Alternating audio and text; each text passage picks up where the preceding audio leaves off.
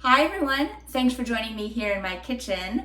I am going to see a friend of mine tomorrow who I haven't seen in a while, and one of his favorite things that I make are a Copycat Cinnabon cinnamon roll.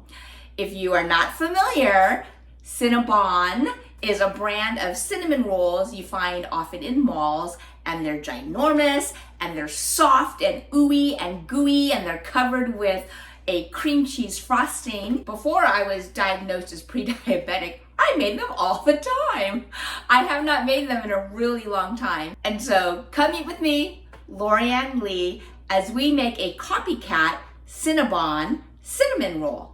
This Copycat recipe is based off of Todd Wilbur's book, More Top Secret Recipes, and it's actually very simple. You probably have all of the ingredients you already need at home. And if there's anything you're missing, you can easily find it at your local grocery store.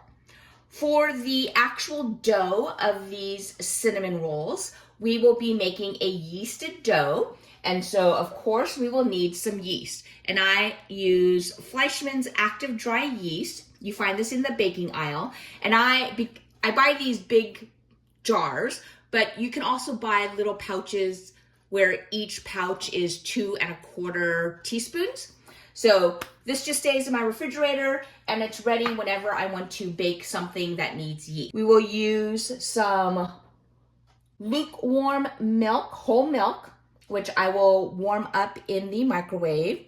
We will be using some granulated sugar, some butter, salt, 2 eggs, and 4 cups of all-purpose flour.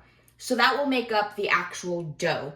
For the filling that we're going to roll up in the dough, we're going to use brown sugar, cinnamon, and some softened butter.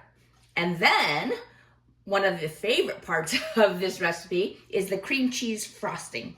And we will be using, again, some softened butter, powdered sugar, softened cream cheese, vanilla extract, and just a pinch of salt. So really, that's it. I had everything I need at home in stock in my pantry and my refrigerator. As far as kitchen toys and special equipment, I will be baking these in my 9x13 Pyrex baking dish. And kitchen toys, we will be using my KitchenAid stand mixer to help us with the mixing and kneading. If you do not have a KitchenAid stand mixer, you can mix this by hand. It will be easier with an electric mixer, but you could theoretically do it by hand. We will be using my rolling pin and my bench scraper to help us manipulate the dough and roll that out. And the other kitchen toy that I'll be using is my Thermapen digital thermometer. And I'm going to use this to check the temperature of the milk because we want the milk to be warm but not hot. So I'm going to bloom the yeast in the warm milk, but if the milk is too hot, it'll kill the yeast. And if the milk is not warm enough, it won't bloom the yeast. So it's important to have the right temperature, and that's why I will be using my Thermapen thermometer. The very first thing I want to do is take 1 cup of whole milk and I'm going to bring this up to temperature. Typically, I'm targeting 105 degrees. Anything over 110 is too hot. So what I typically do is pour a cup of milk from my refrigerator. I will zap this for 30 seconds on high in the microwave, give it a stir, check the temperature at that point, and then zap it depending on the actual temperature. So I'm going to microwave this for 30 seconds and check the temperature. All right, I just microwaved this for 30 seconds. I'm taking my Instaread thermometer, giving it a stir, and it is 83 degrees. And again, I want it about 105. So I'm going to microwave this on high for another 15 seconds. Giving that a stir, putting my thermometer in the middle, and it is now reading 103. So that is great. I'm now going to add a little bit of sugar to help feed the yeast. So I'm going to put in a teaspoon of granulated sugar and 2 1/4 teaspoons of this active dry yeast. Again, if you are using the pouches, 1 pouch should be exactly 2 1/4 teaspoons. So that's in the cup. I'm using just a chopstick just to give this a stir so that the yeast is not just sitting all on the top. And now I will set this aside for 5 minutes. And during that time, the yeast should start activating and get foamy on top. So I'll just set this aside for 5 minutes. The next thing I'm going to do is soften up some butter. I could, if I had planned way in advance, I could have just set 3 sticks of butter out at room temperature for a few hours, but I didn't. So this is hard butter straight out of the refrigerator. So I'm going to microwave this for 1 minute on 20% power. 20% power, don't do it on high power, it'll be completely melted. 1 minute at 20% power, and then I'll probably have to do another 30 seconds. But I'm going to check it after the first minute. But see how I've arranged my butter so that there's space in the middle? That will help make sure that the hot energy surrounds the butter evenly. All right, for our dough, I need 1/2 cup of sugar. So this is a flat level scoop of granulated sugar, but I'm going to take out 1 teaspoon because I already used 1 teaspoon of the sugar to help bloom my yeast. So this is 1/2 cup of sugar less the 1 teaspoon I already used for my yeast. All right, I ended up doing 2 minutes at 20% power to get my butter to the right softened consistency. The other 2 sticks I have set aside, but for this dough, we need 1/3 of a cup of butter. So if you have a new package of butter, on one side, you should see the different measurements. You can see the tablespoons, and we want 1/3 of a cup for this purpose. So I'm just going to follow the lines, and 1/3 of a cup is a little bit less than 6 tablespoons. So I made that indentation. So now, when I open up this package of butter, I will be able to see that indentation that I made with my butter knife, and I can just now make that completely straight and take that butter and place it in my bowl. We will be using this later, so don't get rid of that. I'm going to add 1 teaspoon of salt. I'm going to add 2 eggs. Now, you'll notice I'm cracking my eggs into a little bowl, a little ramekin, instead of cracking them directly into the bowl. Because if there are any shards of shell, it's easier to pick them out here than to dig them out where there's already like sugar and salt, and it'll be harder. So crack your eggs into a separate dish, then pour that into the bowl. And also, notice I am cracking my egg by tapping it flat on my counter, not on the edge of a bowl. So crack it on the counter. Give it an eyeball, make sure there's no shells, then pour it into the mixing bowl. All right, I just touched raw egg, so I'm gonna wash my hands with soap and water. And now I'm going to add in my flour. And for this recipe, we are going to use 4 cups of all-purpose flour. I'm using my scoop to place the flour into my measuring cup. So it's overflowing. Then I'm using a flat surface. I'm just using a chopstick. And that will give me a level scoop of flour. You don't want to use your measuring cup to press down, because then the flour will be compacted and you'll have actually more flour than what you want. And so always use a scoop to pour the flour into your measuring cup. Use something flat to make the edge level. That was 2. Okay, so pretty easy. Just dump all of that into the bowl. I'm going to use a spoon just to give this an initial stir.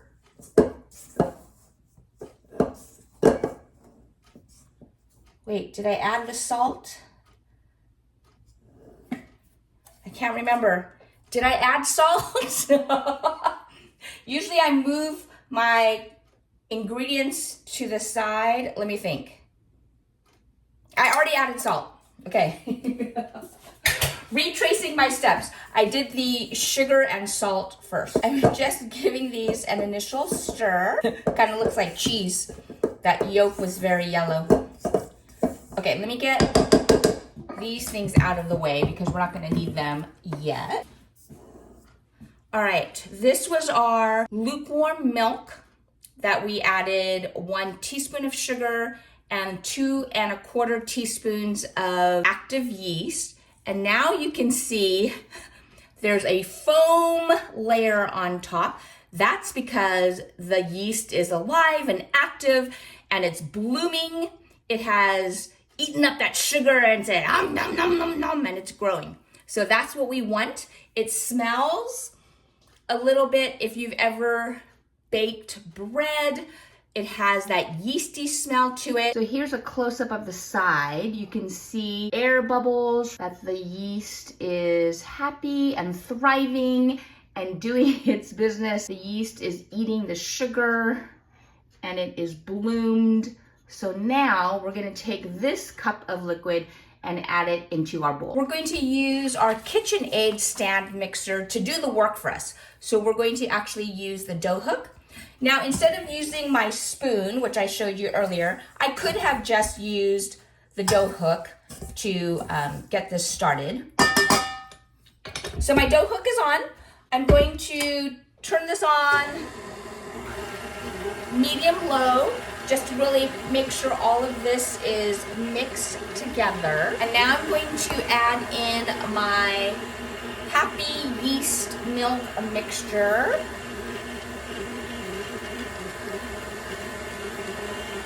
And there's a little bit on the side, so I'm going to actually turn this off, lift this up, and scrape these down. We want all of that yeast so that they will be able to make our dough rise. This is a yeasted rise. That's how our dough is going to puff up. Okay.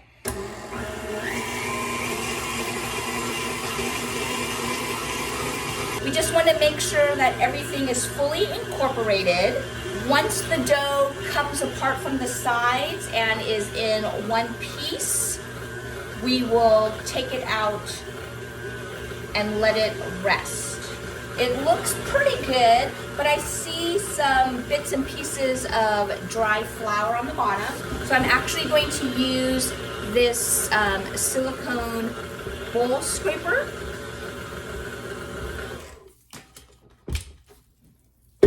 And I'm going to use this to scrape down the bowl. Actually, I'm gonna wet my hand a little bit. And that will help prevent the dough from sticking to my hand. Okay, I'm using my bowl scraper to make sure I get to the very bottom. We don't want a little pool of dry flour mixture down there. Okay. Let me just let this go a little bit. Okay, the dough has completely come together. I have a large mixing bowl I'm gonna spray with Pam. You could also use that butter wrapper that has butter on it. And the reason we do this is because we're going to place the dough into this oiled bowl, and we want the dough to double in size. And so by oiling the bowl, that will help make sure that the dough doesn't get stuck and inhibits its growth because it's stuck. So I'm just placing this in the bottom of our oiled bowl. I'm gonna cover it with plastic wrap. And then what I'm actually going to do, this has helped with my proofing, is I'm going to stick this in my microwave. I'm not turning on the microwave, but remember we used the microwave to soften the butter and to warm up the milk. That residual warmth will help us proof this dough. So I'm going to place this in my microwave and leave it there for about an hour to an hour and a half. And we want this dough to double in size.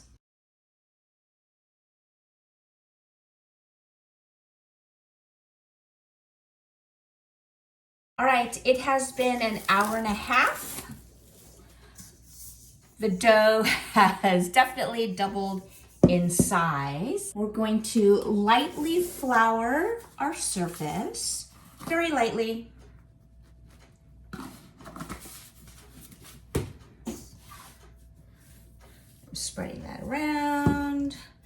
And I'm going to use my bowl scraper to help get the dough out of the oiled bowl. I'm going to add flour to my hands. This dough is very soft. I could just roll it out with my hands. Some doughs take a lot of work with a rolling pin. This one is not one of those doughs. It's very pliable. I want to shape this in as close to a rectangle as possible. I'm moving the dough around and making sure that the flour goes underneath. And we want a rectangle that is approximately 12 by 16. So this is almost 16 and this is 9. So I'm gonna push this out, get that corner out. We're going to take this rectangle and we're going to now spread it with this 1/3 cup of softened butter. So I'm just using a little spatula and we're just going to coat this rectangle of dough. Okay, so you can see it's nice and even. To help me make as little of a mess as possible, I'm holding my hand vertically and I'm going to shake the sugar cinnamon mixture. So by holding my hand there, it'll help prevent as much spilling over. There will still be some, but this will help keep it onto the dough. And so I'm doing the same thing for the bottom. And then I'm just sprinkling it all on and I'm using my hand to even it out. You can see that this is now fully coated in this brown sugar cinnamon mixture, which will mean when we roll it up, our cinnamon roll will have that great coloring and flavoring. Okay. Now, I'm going to roll this and I want to make sure that I'm getting it as tight of a roll as possible. So I'm lifting with my fingers and I'm curling it, starting from the middle, working my way out. And as I'm rolling it, I'm actually pulling the roll part up, and that helps me pull it back away from me a little bit so that I can make it a tight roll. So not a lot, but just slightly up. By pulling this up, then I can push it back a little bit, and that will help me have a nice tight spiral. And I'm just going back and forth, repeating that action. If I didn't do that pull and tug, then the roll would be very loose.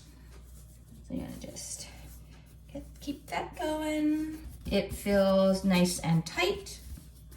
I have it the seam side down. I'm just going to clean this up a little bit by just scraping that into my sink. I have my greased 9x13 pan, and we're going to cut this log into 12 pieces. So let's see what we've got. This is approximately 18 inches. Okay, I'm making these into approximately 1.5 inches.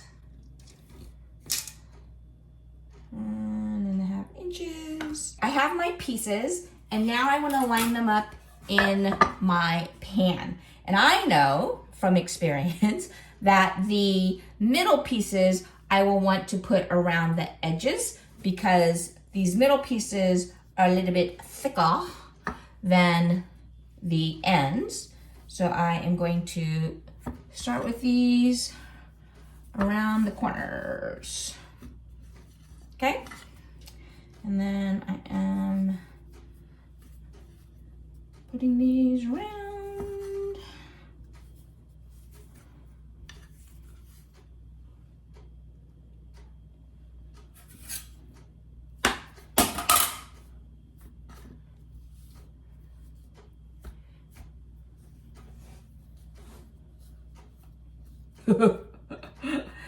You can tell I did not cut that very evenly because this is so small compared to this one that's so big. Okay, but I'm not worried about it because the outside will cook quicker than the inside. And actually this is going to proof one more time. And after this proofing, they will increase in size so that it'll be completely filled into the pan before baking. So I'm gonna cover this with plastic wrap and then I'll let this proof again. All right, for our cream cheese frosting, it's very simple. I've just placed half a block, so that's 4 ounces of softened cream cheese and 6 tablespoons of butter, softened. So 6 tablespoons of butter and 1/4 cup of cream cheese into this bowl. We're just adding everything all at once. I'm also adding half a teaspoon of vanilla.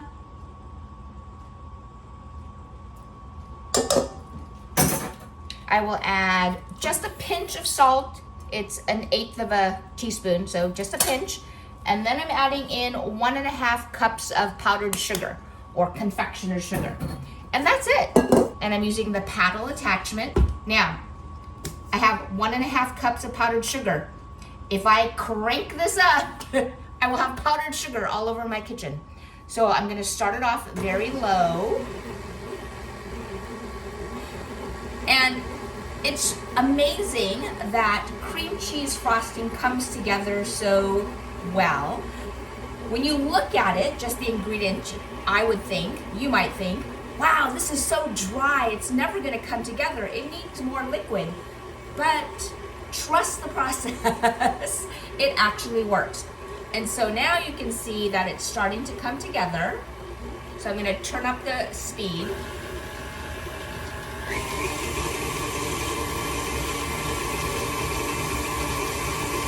And we're gonna let this go until it gets light and airy, and the color will actually turn lighter, so it'll be more white. I'm actually going to scrape down the side because I see little bits of powdered sugar, and I can even see on the paddle that there is some butter that has not been mixed in.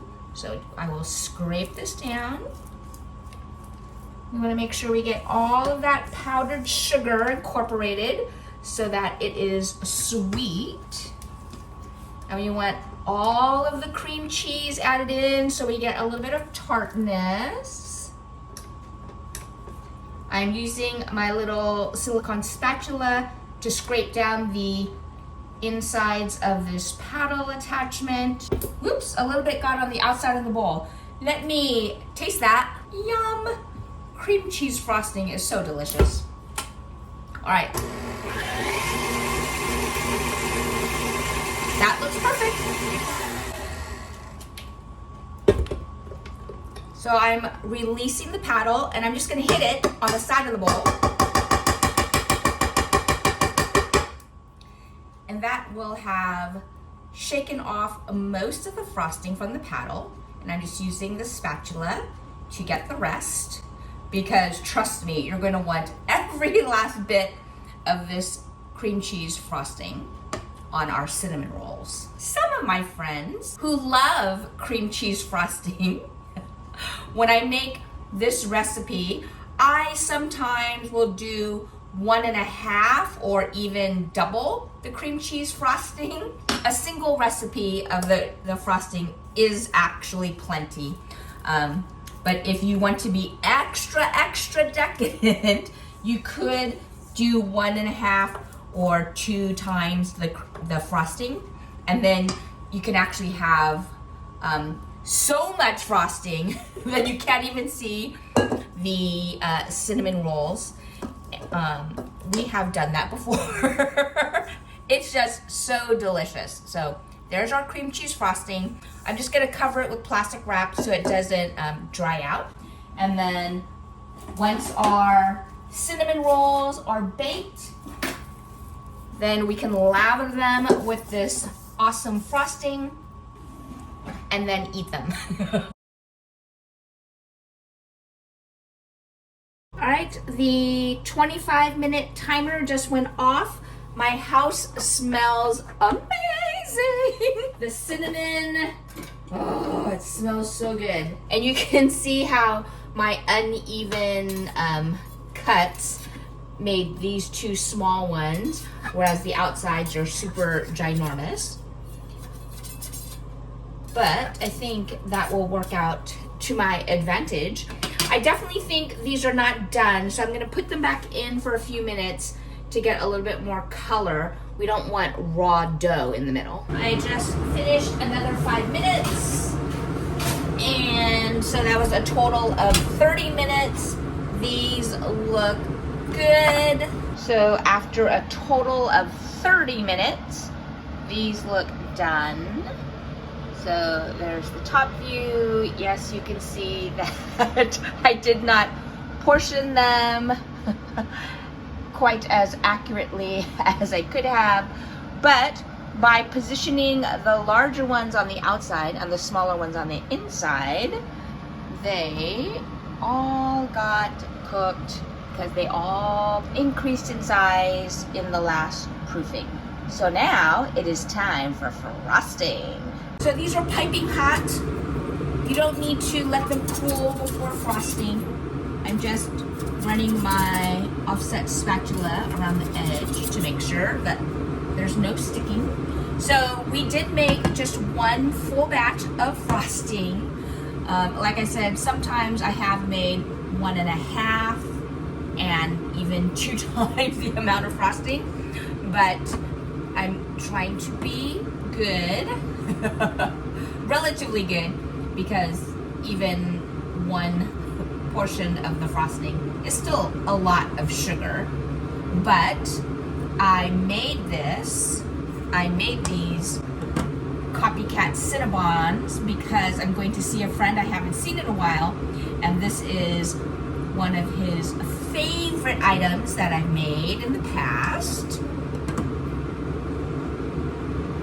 So you can see the heat from the cinnamon rolls is melting this glorious cream cheese frosting, and so some of the frosting looks clear,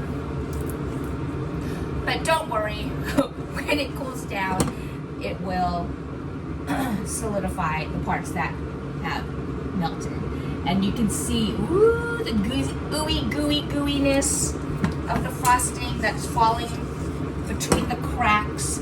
And I'm just giving an eyeball look to make sure that all of the cinnamon rolls have plenty of frosting. And yes, 1 portion of this frosting was plenty. Oh man, those look good. Yes, you can see even on the bottom that there's plenty of frosting on these cinnamon rolls. The top is swimming in frosting, and as I move down you can see that there is frosting on the sides as well. Oh, my friend is going to be so surprised and happy to see me and the cinnamon roll. Okay, as you can see, I've taken a few bites. I could not wait.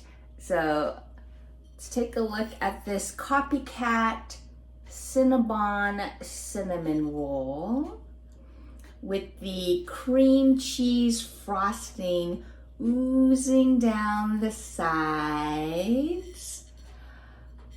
This is so good. All right, are you ready for a bite? Here we go. Definitely in my trying to do things in moderation, 1 recipe's worth of the cream cheese frosting is definitely enough.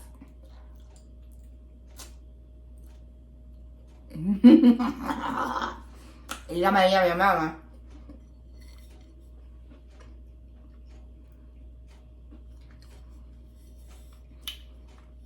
It's still warm. Get the cinnamon sugar swirl inside. Nice, sweet roll texture from the yeasted dough. The right amount of sweetness from that cream cheese frosting.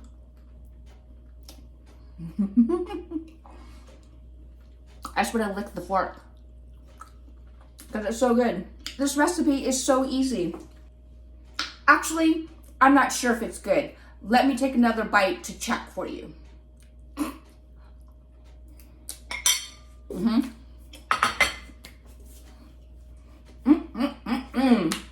The texture, you get a little bit of a crunch, not crunch. You